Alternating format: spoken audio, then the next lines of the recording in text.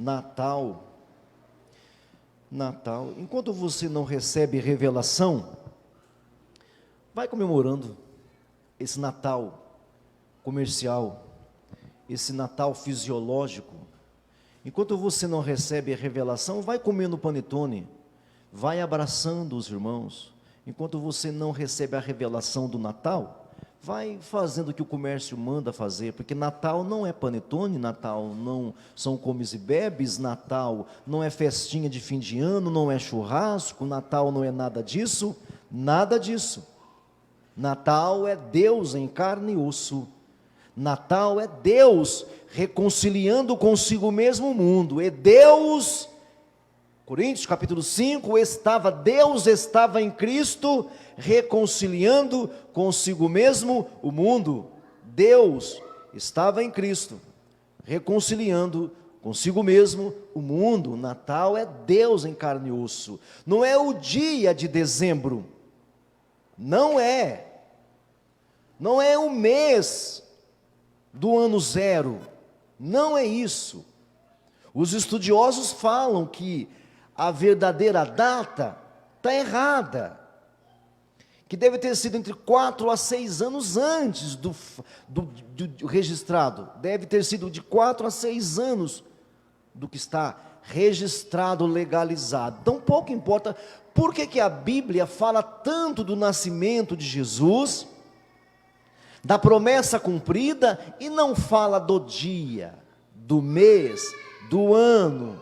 Porque não interessa, não faz diferença. E por que não faz diferença? Porque Natal não é cronológico, não é uma data, meu irmão. Tá bom nós fazermos nossas festinhas, nós nos abraçarmos, está tudo bem, mas não é isso. Natal é Deus em carne e osso. Nós pensamos que é coisa nossa, dos cristãos. Não, as antigas civilizações já esperavam o ente, esperavam esse ser, se aguardava o ente, a pessoa que viria.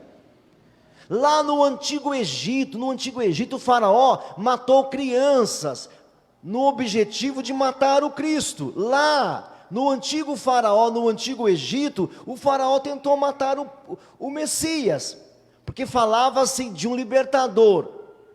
Aí apontou-se para o Moisés, mas o libertador sempre foi o Messias. Aí achavam que era o Moisés, então o faraó, querendo matar o Moisés, matou as crianças lá do Egito.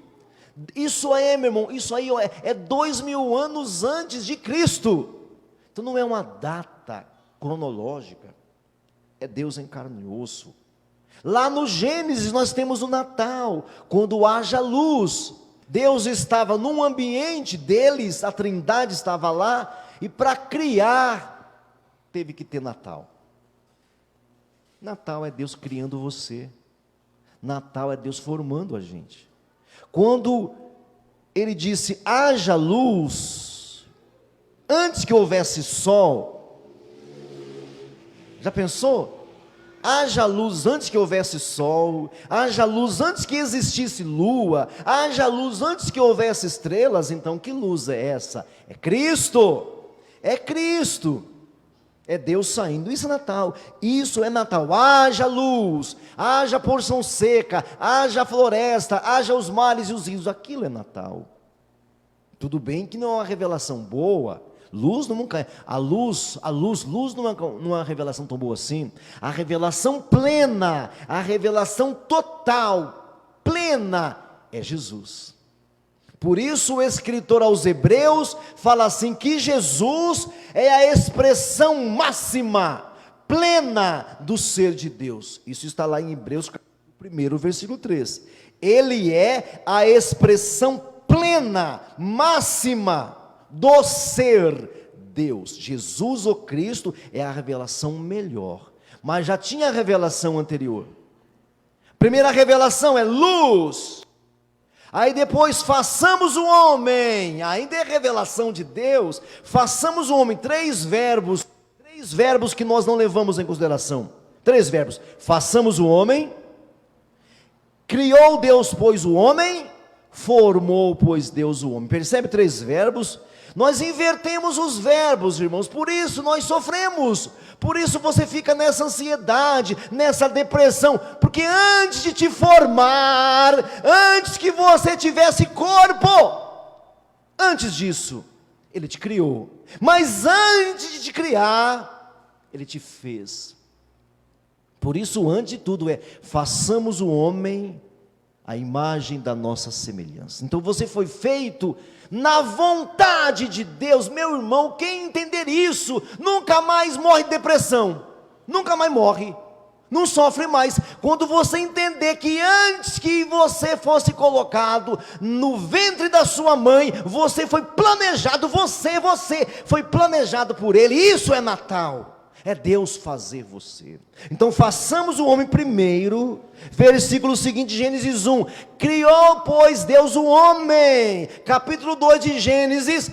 Formou, pois, o homem do pó da terra. Mas você inverte tudo. Você fica assim: é isso aqui que é a imagem de Deus. Isso aqui não é a imagem de Deus. Isso daqui é a imagem de... Olha para mim aqui. Olha para cá, olha para cá, isso aqui é a imagem de Deus. Esse ser que fala, porque se fala, pensa, e se pensa, tem inspiração. Não é essa coisa aqui. Mas você lida com a sua vida, você tem traumas, tem complexos, tem frustrações, tem ansiedade, um montão de coisas doentes. Por quê? Porque lida com isso daqui, ó. É primeiro formar. Mas você, antes de formar, foi criado, e antes de criado, foi feito.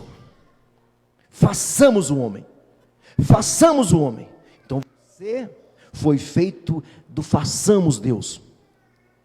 Isso é Natal também.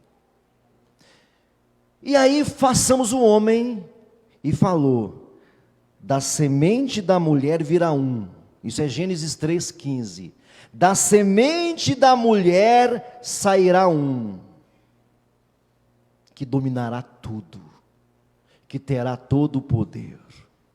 Da semente da mulher. Por isso agora vamos voltar então para Mateus capítulo 2. Todos esperavam esse ser da mulher, gente. Todos esperavam, mas começou com o façamos. Adão é um deles, é um dos Cristos. Abel e Caim é outro dos Cristos, que não foi Cristo, Caim não foi Cristo. Noé foi um dos Cristos, até chegar na revelação máxima, da semente da mulher virá um. Capítulo 2 então de Mateus, vamos lá então? Vamos lá para você ver isso aqui? Tendo Jesus nascido em Belém, versículo 1, em Belém, em dias do rei Herodes, eis que vieram os magos lá do Oriente. Digam os magos. Todo mundo, digam os magos. Digam os sábios. Diga lá do Oriente. A Jerusalém. Verso 2. E os magos perguntaram: onde está o recém-nascido, o rei dos judeus? Onde está o prometido rei? Está ouvindo ainda, irmão? Você está ouvindo ainda? Onde está? Uns sábios lá do Oriente. Eu entendo que eram os medos, os persas ali. É ali daquela região babilônica, os medos, os persas, ninguém sabe ao certo, mas é por ali. Eles vieram e foram para onde? Para a manjedoura? Esses magos foram para a manjedoura? Foram para a manjedoura? Não, não foram. Foram para o estábulo? Não foram para o estábulo. Foram para onde? Está aí. Tendo Jesus nascido em Belém, em dias de Herodes, vieram os magos e perguntou: onde está o recém-nascido, o rei dos judeus? Onde que eles foram? Na cara de Herodes, no palácio. Na casa do Herodes, no palácio. Lógico, ele é rei, ué. Onde que um rei nasce, irmãos? Onde que um rei devia nascer? No palácio. É óbvio. Menos esse rei, que aí é outra conversa. Mas eles foram no lugar certo. Então eles tiveram a revelação de que o menino rei nasceu, o rei prometido, desde a antiguidade deles, não é das nossas antiguidades, porque a antiguidade para nós, gente, é Cabral. A antiguidade para você é Pedro I, Pedro II, Cabral, é Colombo, é Hitler, Não, é a antiguidade deles. Eles já tinham uma promessa da antiguidade. Viria alguém. E eles estudaram, e gente, veja bem, eles não eram, olhe para mim aqui, irmão. Esses sábios não eram da religião legalizada. Eles eram de uma religião ilegal. E eles sabiam. Eles tiveram a revelação de que o Messias nasceu. Eles sabiam que o Messias tinha nascido. E foram seguindo a estrela até chegar em Jerusalém. E foi no palácio, porque é lógico, tem coisa que não precisa falar, tem coisa que é óbvio, né? Tem coisa que eu não preciso falar, né? Tem coisa que é muito óbvio. Não preciso falar para você, né? Porque é óbvio. Não preciso falar. Tá claro? Onde é que nasceu um rei? No palácio, eles foram no palácio. A estrela trouxe eles até Jerusalém, até Belém, pronto, agora vamos para o palácio. Porque é lá que nasceu um rei. Qual rei? O rei prometido. O rei prometido. Então, com isso que eu quero de novo reforçar para vocês, Natal é Deus em carne e osso, querido. Primeiro criando tudo que você vê. Diga, eu fui criado da substância Cristo. Diga, eu fui criado da substância Cristo. Você não foi feito do pó da terra. Ali você foi formado. Ali você foi formado, visibilizado. Você é formado da substância Deus. Isso é Natal. Até que chega no homem perfeito Cristo. E aí eles estão aqui. Onde está o recém-nascido? Verso 2. Onde está o recém-nascido rei dos judeus? Porque vimos a sua estrela no oriente e viemos para adorá-lo. Os sábios falam, nós vimos a estrela, onde está o recém-nascido? Sabe quando foi que eles receberam a primeira informação disso, irmãos? Com Daniel. No livro de Daniel, esses medos persas aqui receberam a informação, quando Daniel falou daquele príncipe de dias. Daniel capítulo 7 até o capítulo 9, se não me engano, 7, 8 e 9, ele fala do príncipe de dias. É o Cristo. E esses sábios foram estudando. Algumas pessoas pensam que esses magos eram feiticeiros, nada a ver. Quanta idiotice, quanta ignorância, nada a ver. Esses magos são teólogos, muito embora não tenham a teologia oficial, mas são teólogos. Eles estudavam a divindade antiga ou as divindades antigas. São estudiosos. Agora, impressionante. O povo de Jerusalém não sabia, né, irmãos? Escute isso aqui. O povo de Jerusalém não sabia, ou melhor, a maior parte não sabia. Eles vieram de longe do Oriente. Sabe quanto tempo eles demoraram para chegar em Jerusalém? Sabe quanto tempo? 2 anos viajando para chegar ali. Diga, 2 anos viajando para chegar ali. Se o povo de Jerusalém ficasse 2 anos estudando o que eles demoraram para chegar ali, o povo de Jerusalém saberia quem era o Messias. É impressionante, gente. Sempre que Deus quis fazer grandes coisas, ele teve que sair. Sabe disso, irmãos? Olha para cá. Sempre que Deus quis fazer coisas miraculosas, ele teve que sair da legalidade. Ele teve que sair da oficialidade. Sempre. Ele teve que deixar o engessamento. Será que você sabe quem é o Messias? Será que você sabe quem é Cristo? Ou será que você foi manipulado todo esse tempo? Será que você foi manipulado, decorou a história? Decorou a história, o beabá, e aprendeu que 25 de dezembro, menino Jesus, não sei o quê, papapi, Natal, não sei o quê, e Páscoa morreu, pipipi, papapó e tal. Será que você não foi manipulado?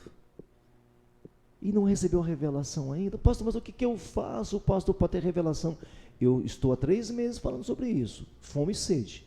Fome e sem sede, você não conhecerá nada de Deus, nada. Sem fome de Deus, sem sede de Deus, não saberá nada, mas isso é outra pregação. Será que você está à disposição de Deus para te usar? Porque sempre que Deus quis fazer algo miraculoso, teve que sair da casinha. Porque dentro da casinha as pessoas se acomodam. Dentro da casinha as pessoas sempre relaxam. elas habituam-se, elas se acostumam, elas viciam. Por exemplo, João Batista. João Batista era o sacerdote que deveria ser oficial, legal.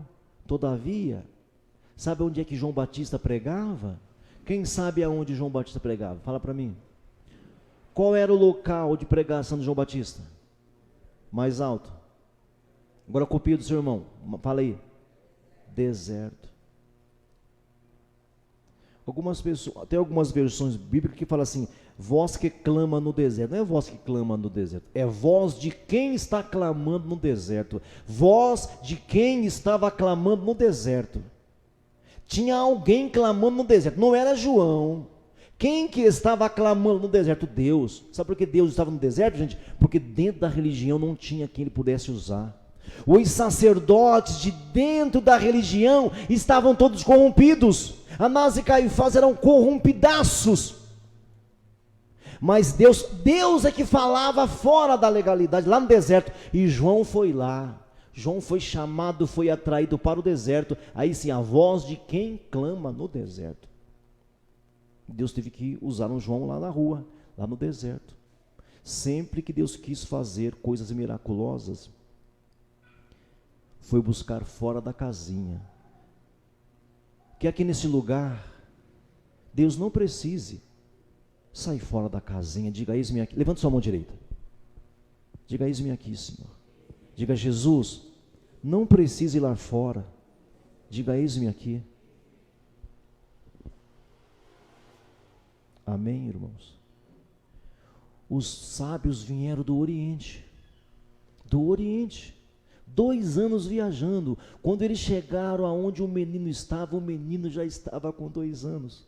E Deus foi tão misericordioso com os sábios, gente, que a estrela continuou por 2 anos. Aquela estrela que apareceu lá para os pastores de Belém 2 anos antes, é a mesma estrela que está aparecendo para os sábios.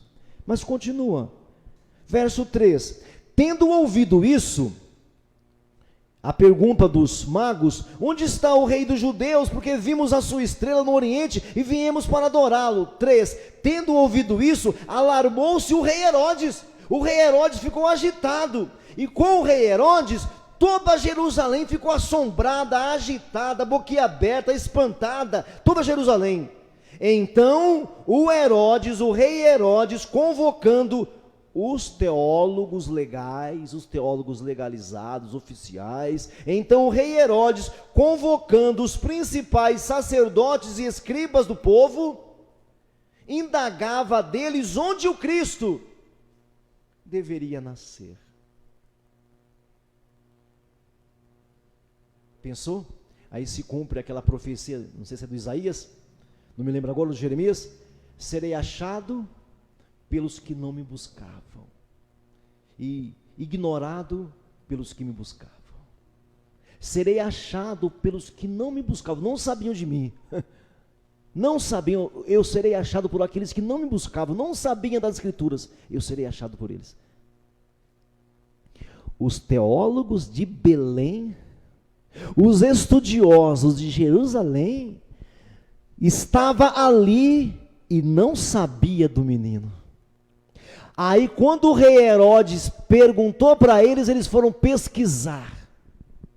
Aí eles falam assim, olha só.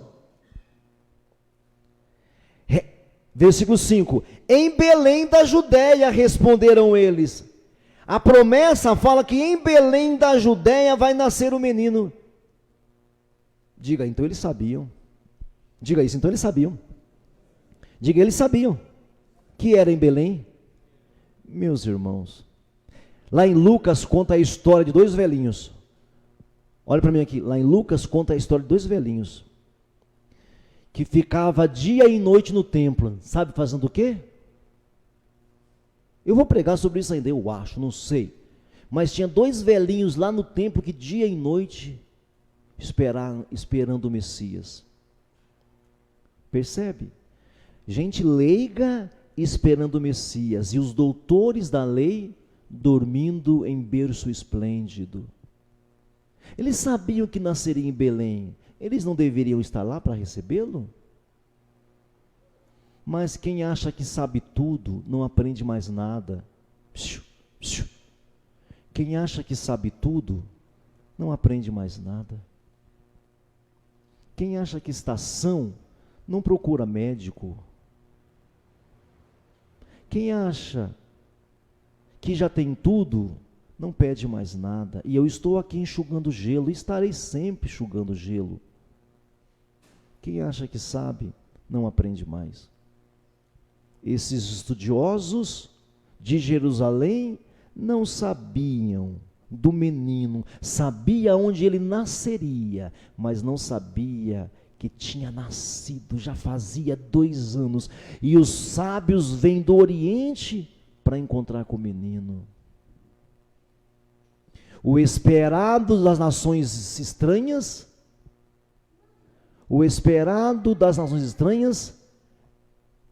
foi encontrado.